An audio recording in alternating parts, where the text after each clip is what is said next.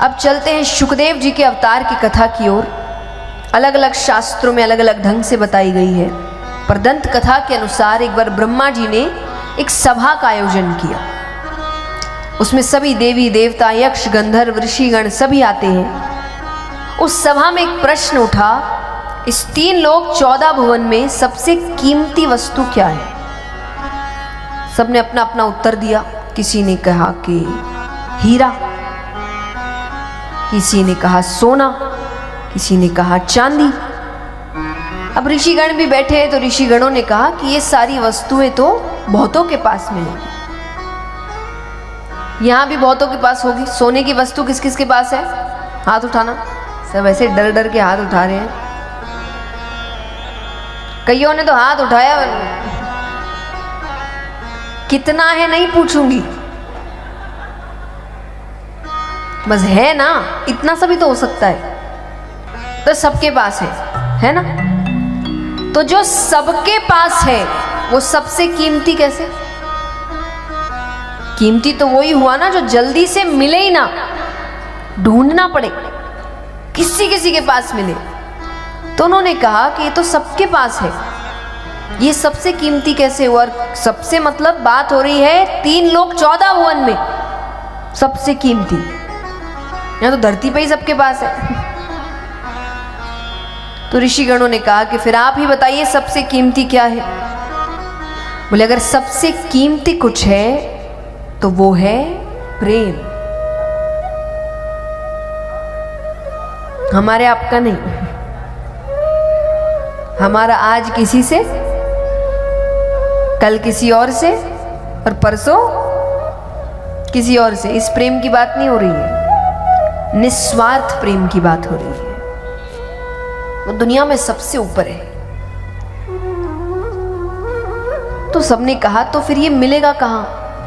कहीं तो प्रेरणा स्वरूप होना चाहिए ना, जिसको देख के सीखे। तो सब अपनी अपनी राय फिर से देने लगे। कोई कहे हो ना हो, ब्रह्मा ब्रह्माणी के पास तो जरूर है। ऋषिगण कहे कि ब्रह्मा जी रचना के कार्य में बहुत व्यस्त है, ब्रह्माणी के लिए समय ही कहाँ है। अब नारद जी भी आए हैं वहां पे। नारद जी किसके भक्त हैं? विष्णु भगवान और लक्ष्मी माता। तो उन्होंने कहा मेरे प्रभु विष्णु भगवान और लक्ष्मी माता के पास तो जरूर है। सबने कहा वहां भी, क्योंकि भगवान का झुकाव भक्तों की ओर। गजेंद्र ने मध्य रात्रि में पुकारा, आधी रात में भाग के चले गए, लक्ष्मी जी को छोड़ के। इतना था साथ लेके जाते। तो बोले फिर आप ही बताइए। तो उन्होंने कहा कि अगर प्रेम की पराकाष्ठा कहीं है तो वो महादेव जी और पार्वती माता के पास है। पहला तो वो उनके आधे अंग पर विराजती है, और दूसरा महादेव जी ज्यादा से ज्यादा समय कैलाश पर्वत पर ही, और कैलाश पर्वत पे भी दोनों एक साथ ही बैठते। कोई महल तो है नहीं कि बहुत कमरे हैं, अलग अलग कमरे में हैं, कभी काम कहीं हो रहा है, एक ही जगह। बाकी सबके अपने अपने महल हैं, पर भोले बाबा, ऐसे महल भोले बाबा का भी था, पता है आपको। तो एक दिन पार्वती जी ने भोले बाबा से कहा कि मुझे महल चाहिए मेरा, सबके हैं हमारा ही नहीं है, हम ही ऐसे रहते हैं बस। तो भोले बाबा समझा रहे हैं कि अरे महल की कोई खास जरूरत है नहीं। बोले मुझे है, मुझे चाहिए। और महल भी कैसा चाहिए? पार्वती जी कहती है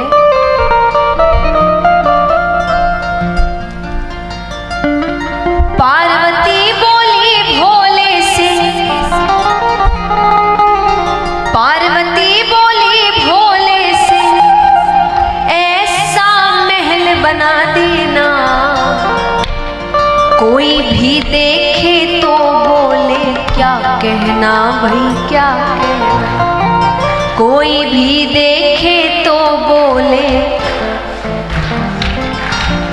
देखिए जीवन में हर व्यक्ति के कुछ सपने होते हैं, उसमें से एक होता है अपना घर।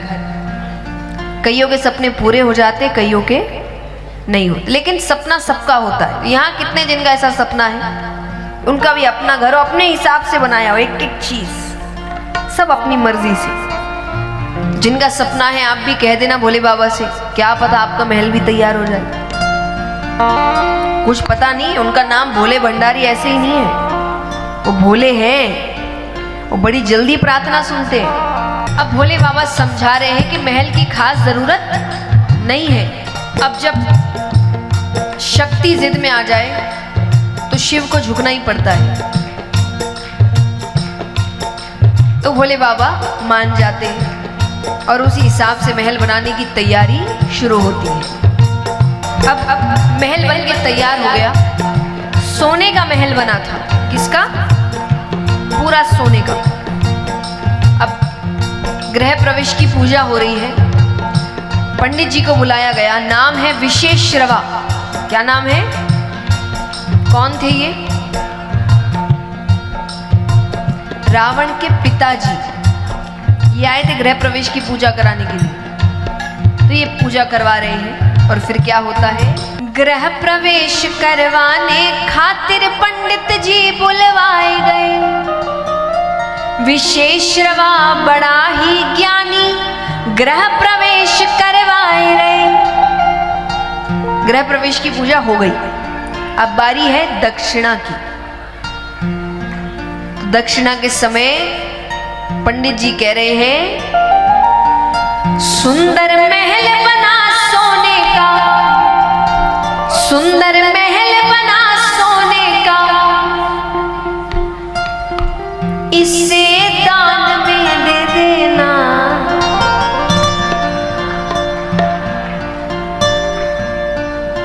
और जितना हम सब भोले बाबा को जानते हैं, उनका जवाब क्या हुआ होगा? तो जो रावण की सोने की लंका थी, वो रावण की नहीं थी, वो पार्वती माता का महल था, जो उनके पिताजी ने दक्षिणा में मांग लिया था।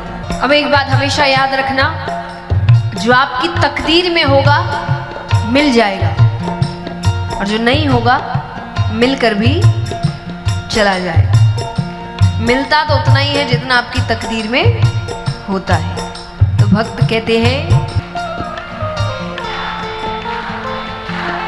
अच्छा अब यहां महल की बात नहीं हो रही है, अब है तू तो भजन किए जा प्यारे। पर भजन भी ऐसा हो कि आपको भजन करता देख व्यक्ति कहे। तो यहां पर वो महल दरअसल पार्वती माता का था।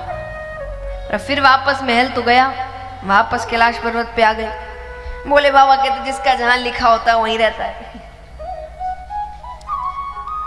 तो यहां पर संत कह रहे हैं कि वो अधिकतर समय पार्वती माता के पास ही रहते हैं, वो नहीं कैलाश पर्वत छोड़ के जाते।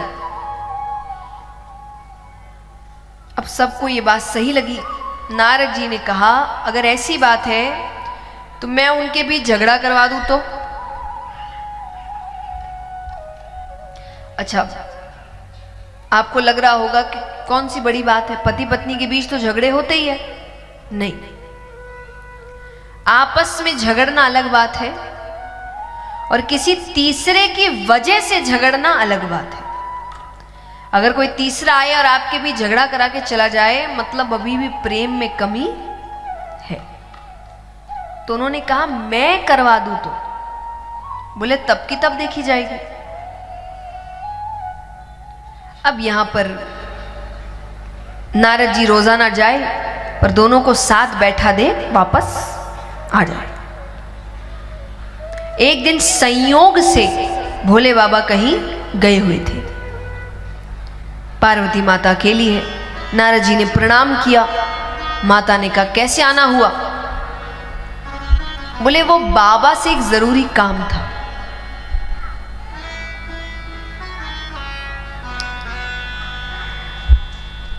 तो माता ने कहा कि वो तो अभी अभी बाहर गए हैं, अगर ज्यादा ही जरूरी काम है तो मुझे कह दो, मैं उनसे कह दूंगी। बोले नहीं, वो थोड़ी व्यक्तिगत बात थी। व्यक्तिगत यानी पर्सनल, सबको नहीं बता सकते। माता ने कहा आपके बाबा और मेरे बीच कोई व्यक्तिगत बातें नहीं रहती, वो मुझे सब बताते।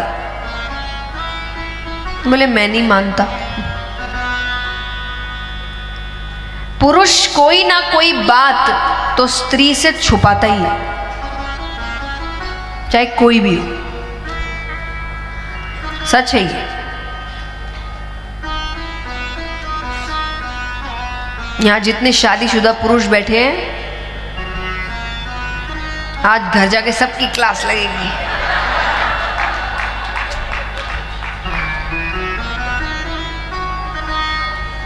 पर सच है, मैं नहीं कह रही, कथा है कि पुरुष कोई ना कोई बात तो जीवन में स्त्री से छुपाता ही है, वो चाहे कोई भी हो।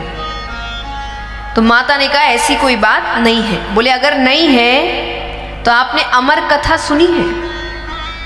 बोले ये कौन सी कथा है? अरे बोले बहुत गोपनीय कथा है, बाबा हर किसी को नहीं सुनाते, जिससे सबसे ज्यादा प्रेम करते हैं उसे ही सुनाते हैं। माता ने कहा इसका मतलब मुझसे प्रेम ही नहीं करते? बोले वो मैं क्या जानूं। अच्छा मैं चलता हूं, बाबा से मत कहिएगा कि मैं आया था। नारद जी ने अपना काम कर दिया। अब माता के दिमाग में एक ही बात चल रही है, अमर कथा क्या है, ऐसी कौन सी कथा है, मुझे क्यों नहीं सुनाई। यहां भोले बाबा आते हैं, शाम का समय है, रोज की तरह कोई स्वागत नहीं, कोई आओ भगत नहीं, कोई दरवाजे पे लेने नहीं गया, खुद ही आ गया कि बैठ गए। बैठने के बाद भी कोई बातचीत नहीं, वरना कई प्रश्न होते हैं, दिन कैसा था, क्या किया, किससे मिले, कोई प्रश्न नहीं। तो भोले बाबा ने पूछ लिया कि देवी आप ठीक तो है? माता ने कहा एक बात बताइए, आप मुझसे प्रेम करते हैं कि नहीं? अरे ये कोई प्रश्न है? बहुत प्रेम करते हैं, सबसे ज्यादा प्रेम ही हम आपसे करते हैं। तो बोले फिर ये अमर कथा क्या है? भोले बाबा का इसके बारे में किसने बता दिया? उन्होंने नेत्र बंद किए तो पूरा दृश्य सामने आ गया। भोले बाबा का ये ब्राह्मण देवता आते हैं और अपना कोई ना कोई कार्यक्रम करके जाते हैं। अरे भोले बाबा ने कहा नहीं सुनाई तो अब सुना देंगे। माता ने कहा अब तो सुनानी ही पड़ेगी, अभी तक क्यों नहीं सुनाई? आपने मुझे कितनी कथाएं सुनाई है। भोले बाबा ने कहा वही तो कोई तो कारण होगा ना। बोले क्या कारण है? भोले बाबा ने कहा कि मैं आपको जितनी भी कथाएं सुनाता हूं, आप फिर क्या करते हैं उसके बाद? बोले जो करना चाहिए, मैं प्रचार प्रसार करती हूँ, कईयों तक पहुंचाती हूँ वो बात। बोले इस कथा के साथ ये ही नहीं कर सकते। इस कथा का नाम क्या है? अमर कथा। सुनने वाला अमर हो जाएगा। तो ये सबको नहीं सुना सकते। माता ने कहा ठीक है, मैं किसी को नहीं सुनाऊंगी, आप मुझे सुनाइए। तो कैलाश पर्वत की एक ऊंची शिला पर जाकर बैठते हैं, कल्पतरु वृक्ष के नीचे। अब भोले बाबा ने कथा सुनाने से पहले पहली ताली बजाई। तो जितने जीव जंतु थे कैलाश पर्वत पे, वो सब कैलाश पर्वत छोड़कर जाने लगे। दूसरी ताली बजाते ही उनका त्रिशूल 3 बार कैलाश पर्वत की परिक्रमा करता है कि कोई छिपकर तो नहीं बैठा। तीसरी ताली बजाते ही सुगंधित हवाएं बहने लगती है, भक्ति में वातावरण हो जाता है। अब भोले बाबा कथा आरंभ करने वाले हैं। भोले बाबा ने कहा देवी इस कथा में निद्रा रानी भक्त की परीक्षा लेने आती है। निद्रा रानी यानी नींद। तो वो कहे कि आप ध्यान से सुनिएगा, क्योंकि अगर ध्यान भटका तो वो अपनी गोद में ले लेगी। माता ने कहा मैं ध्यान से सुनूंगी। बोले बाबा कहे फिर भी क्या पता मैं ही नेत्र बंद कर लूं, लीन हो जाऊं। तो मुझे तो पता ही नहीं चलेगा आप सो रही हैं कि जग रही हैं। तो आप एक काम करिएगा, बीच बीच में स्वामी करते रहिएगा। माता ने कहा ठीक है, ये महिलाएं ज्यादा समझेंगी। नहीं, आप व्रत इत्यादि करते हैं ना, तो उसमें कहानियां होती है, तो कहानियों में सामने वाले को हुंकारा भरने को कहा जाता है ना। ये भोले बाबा ने शुरू किया है कि पता चले सामने वाला सुन रहा है। तो माता ने कहा ठीक है। अब जिस पेड़ के नीचे बैठे हैं उसी पर एक सूवे का अंडा पड़ा है। सूवा यानी तोता, सूवा यानी तोता। तो वो उसी वक्त फूटता है, उसमें से एक शूक बालक निकलता है, तोते का बच्चा। वो भी बैठकर कथा सुन रहा है। थोड़ी देर तो माता ने कथा सुनी, थोड़ी देर बाद सो गई। और भोले बाबा नेत्र बंद करके कथा कहे जाए कहे जाए कहे जाए, रुक नहीं रहे वो, जबकि माता सो गई है और वो नहीं रुक रहे। क्यों नहीं रुक रहे? तोते का ये स्वभाव है कि वो कोई शब्द बार बार सुन ले तो उसे दोहराने लगता है। अब माता तो सो गई, वो शुक बालक कह रहा है स्वामी स्वामी। अब किसी प्रसंगवश अंत में भोले बाबा ने नेत्र खोले कि देवी आपने क्या समझा? देवी तो नींद में। भोले बाबा उठाते हैं, माता ने कहा मुझसे गलती हो गई, आप फिर से कहिए, मैं अब नहीं सोऊंगी। भोले बाबा ने कहा वो तो ठीक है, पर अगर आप सो रही थी तो फिर स्वामी कौन कर रहा था? देखते हैं नेत्र ऊपर जाते हैं, शुक बालक दिखता है। अब आगे आगे शुक बालक और पीछे पीछे हाथ में त्रिशूल लेकर महादेव जी। उनको लग रहा है इसने चोरी से सुनी। अब वो देवताओं से मदद मांगे, कौन भोले बाबा से बैर लेवे? सब डर गए। अब देखिए, जब दैत्यों से संकट आए देवताओं के पास जाओ, पर देवता से ही संकट हो किसके पास जाए बताओ? तब ब्राह्मण देवता के पास जाओ। अच्छा, ब्राह्मण देवता माने सिर्फ ब्राह्मण कुल में जन्म लेने से देवता नहीं बन जाते, जिनके कर्म देवताओं से हो तो ब्राह्मण देवता कहलाते हैं। तो यहां पर वो शुक बालक वेदव्यास जी के घर पर आता है और छोटा सा रूप बनाकर वेदव्यास जी की धर्म पत्नी उबासी के लिए मुख जब खोलती है तो उनके मुख के द्वार से गर्भ के अंदर प्रवेश करता है। अब भोले बाबा आए, नेत्र लाल, हाथ में त्रिशूल। वेदव्यास जी ने कहा पहली बार तो दर्शन दिए, वो भी इस रूप में, मुझसे क्या गलती हो गई? भोले बाबा कहे चोर मेरे यहां से चोरी करके आपके यहाँ आया है। वेदव्यास जी कहे चोरी आपके यहां? चुराने को है क्या? क्या मतलब? अरे नहीं, मतलब आप तो बिना मांगे ही दे देते हैं, और आप तो ऐसा कुछ रखते भी नहीं अपने पास। अब खाने की वस्तु चुराई हो उसके लिए इतना क्रोध?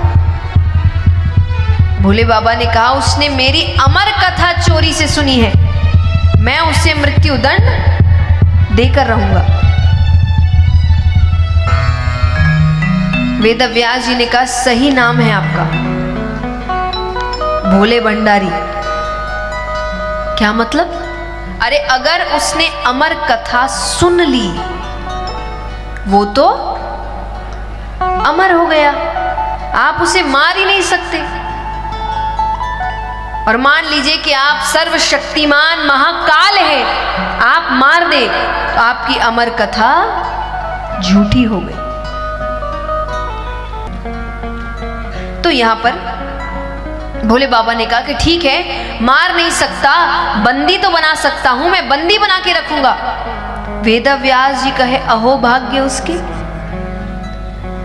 यहां वर्षों तपस्या करने के बाद भी किसी किसी को आपकी एक झलक प्राप्त होती है। उसने कितने पुण्य किए होंगे कि वो तो जन्म लेते ही आपकी छत्र छाया में रहेगा। भोले बाबा कहे अब आप जो भी समझे, पर मैं 1 वर्ष की समाधि लेकर बैठता हूं। बच्चे को आने में कितना समय लगता है? 9 महीने। तो बोले मैंने आपको 1 वर्ष दिया, कुछ समय आपको आपके बच्चे के साथ दिया, 1 वर्ष बाद मैं वो बच्चा लेकर चला जाऊंगा, समाधि यहीं लेकर बैठता हूं। अब वो बच्चा भी कोई साधारण बच्चा नहीं है, वो सब सुन रहा है। उसने कहा समाधि ली भी तो इतनी कंजूसी से, 1 वर्ष की, 16 वर्ष की समाधि तो मैं लेकर बैठता हूं। उस बच्चे ने गर्भ के अंदर 16 वर्षों की समाधि। 1 वर्ष बाद महादेव जी उठते हैं, लाइए बालक। भोले बाबा ने कहा कि लाइए बालक। वेदव्यास जी कहे बाहर आना तो दूर, उसका आकार भी नहीं बढ़ रहा। मेरी पत्नी को बहुत तकलीफ हो रही है, क्या पता वो आपके डर से बाहर नहीं आ रहा, मेरे कहने पर क्षमा कर दीजिए। भोले बाबा ने उनको क्षमा किया, चले गए। पर 15.5 वर्षों तक वो बच्चा बाहर नहीं आया। भगवान को नीचे आना पड़ा। अब भगवान गर्भ के बाहर से उससे बात कर रहे हैं। भगवान ने कहा कि देखो तुम बाहर आ जाओ, ये दुनिया बहुत सुंदर है, तुम्हें अच्छा लगेगा यहां। बच्चा कहे इसीलिए तो नहीं आना, ये दुनिया इतनी सुंदर है कि यहां आके जीव आपको भूल जाता है, आपको मानने से इनकार कर देता है। पर भगवान कहे तुम अंदर तो नहीं रह सकते। तो बोले काम करिए, आप अपनी मोह माया रोक दीजिए, मुझ पे चढ़ेगी नहीं, तो मैं जैसा अंदर हूं वैसा ही बाहर रहूंगा। भगवान कहे मोह माया तो नहीं रुक सकती। बोले मैं अंदर ही ठीक हूं। भगवान ने कहा अच्छा एक काम करते हैं, 1 क्षण में जितना समय होता है, केवल 1 क्षण, उसका भी जो 100वां हिस्सा होगा, मैं उतने समय के लिए अपनी मोह माया रोक दूंगा। बोले ठीक है, लेकिन जब मैं कहूं तभी रोकिएगा। गर्भ के अंदर निकलने की तैयारी कर ली। भगवान यहाँ अपनी मोह माया रोकते हैं और गर्भ में से साक्षात श्री सुखदेव मुनि महाराज प्रकट